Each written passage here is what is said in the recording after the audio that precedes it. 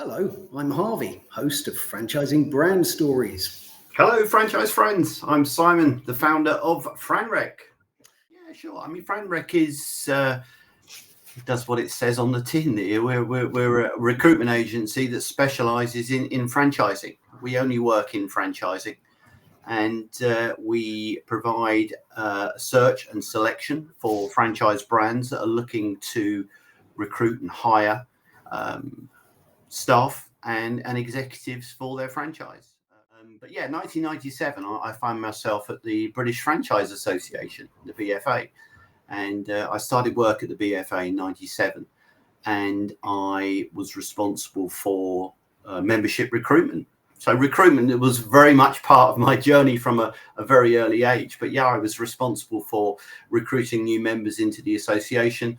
I was also responsible for looking after existing members as well, and coming up with weird and wonderful ideas and ways in which we could really drive and raise the profile of the BFA and what franchising does. So yeah, it's very difficult when you're exposed to so many fantastic individuals and inspiring stories. We didn't talk much about stories back then, but I got to meet a lot of individuals, both on the franchisee and the franchisor side. And the franchise industry, as everybody will tell you, is very infectious. It's very inspiring. And I came to a point in my life in 2004. I'd probably gone as far as I could go within the British Franchise Association. I had a young family. My son was 4 and my daughter was 2. And I just wanted a bit more. I wanted a bit more for them and a bit more for myself and my wife. And I'd always had the idea and really wanted to run my own business.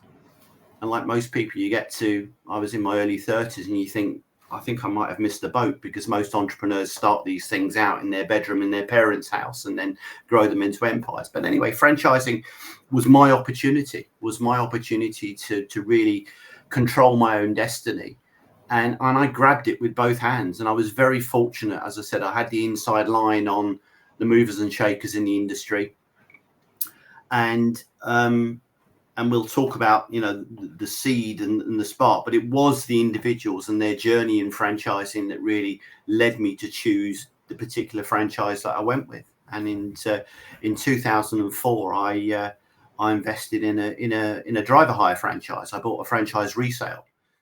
The resale was the perfect opportunity. I could go in and I could really hit the ground running. And although I wasn't buying a job, I had that income, had those customers, had that goodwill and everything else. And that was really important for me. But yeah, it went really well. It went really, really well. As I said, I bought a resale opportunity. It was a business that wasn't meeting its full potential. The franchisee that was in there had really probably run its course and wasn't really engaged in the network, wasn't going to the meetings. And I knew that I could turn it around. So it was the ideal recipe, really. It was a resale business that had existing drivers and it had existing clients as well. But what it needed was a bit of energy and enthusiasm to come in and really turn it around. And that's what I did. So I came in, I listened very, very carefully to, I went on the training course and I came off the training course, and I've recounted this story so many times. It's one of the reasons why I'm passionate about franchise support, because the first day off the training course, I had a chap called Hugh that was in my office, and he was in that office for about 4 weeks, helping me adjust and helping me get to know everything, get to know the systems. And this was somebody that Driver Hire put into my business to really help me in the onboarding process. And then when Hugh left me and said his farewells and went back up to Bradford, I then had another Monday morning, I had a knock on the door, and there was these 2 chaps at my office door, and they said, "Hello, my name's Richard and my name's Steve, and we're your franchise support managers." And I thought, bloody hell, this is amazing. And they came in, they found themselves at a desk and started to make phone calls and started to phone up clients and candidates. And I thought, wow, this is real tangible support. And that is the thing that just sticks with me. All right, it was there. It wasn't just lip service. I was getting that hands-on support, and they wanted to make sure my business was successful. Did really well. I followed the system and took advantage of everything that that was available to me, marketing, the conferences, the regional meetings, struck up a really good rapport with my fellow franchisees as well. And ironically, I was seven years into the business, and it was my neighboring franchisee that came to me and said, listen, my nephew, I really want to get my nephew into franchising with driver hire. And if you ever feel like selling, then can we have a conversation? And I said, yeah, sure, let's sit down and have a coffee. And it just came at the right time. It came at the right time for me. Yeah. Sometimes these things do, don't they? They're just, timing is just right. Yeah. So I agreed to sell the business to a neighboring franchisee's relative, and exited the business after 7-8 years. Fantastic. No, that's great. And took you at that point from being a franchisee to looking at franchise recruitment as your... I mean, I didn't immediately. I mean, literally, I exited the business, and I sat there and I thought, well, what can I do now? And I thought, it's going to be franchising. Whatever I do, it has to be franchising.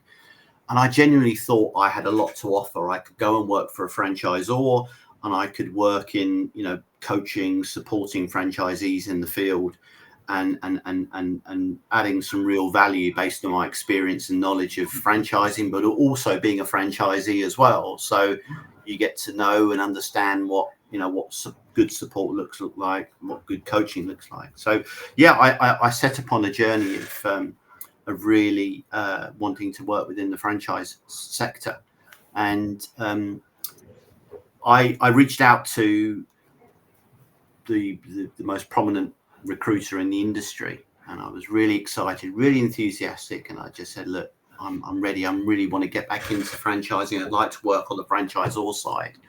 And I was just kicked in the nuts, basically. I apologize for that, but it was true. It was, well, I'm sorry, you're an ex-franchisee. There are very few franchisors that want to take on a franchisee as part of their team. I'm not really sure. I don't think you've got a very strong CV and a very strong experience to come in and support. Really? I think, it was very, very strange. It was very strange, and I just thought, bloody hell, and it was my first experience of having my enthusiasm dampened down, really. And I thought, you know what? I thought, I'm gonna, have a think about it, cool down, Simon. I thought, hang on a minute, what have I got to offer here? I know franchising, I know recruitment, because as part of my recruitment work at Driver Hire was a recruitment franchise, and as well as doing temporary staff, we did permanents as well. So I knew about it. I knew how to recruit permanent staff. And I thought, well, bugger you. I'm going to come in, right, and I'm going to set up a recruitment business, and I'm going to help those people that are looking already within franchising and that want to progress their careers. And I want to use my expertise and my knowledge and my franchising know-how to make sure that I can work with franchisors and search and select candidates that are a great match for their business and will be able to support and inspire their franchisees. So it was quite a negative situation, but it turned into a very positive situation because it was a light bulb moment for me. I just thought, hang on, if this is the best that the industry's got to offer, it's not exactly engaging people, is it? It's not exactly engaging candidates. And I thought I could do a lot better than that. And I built FranRec.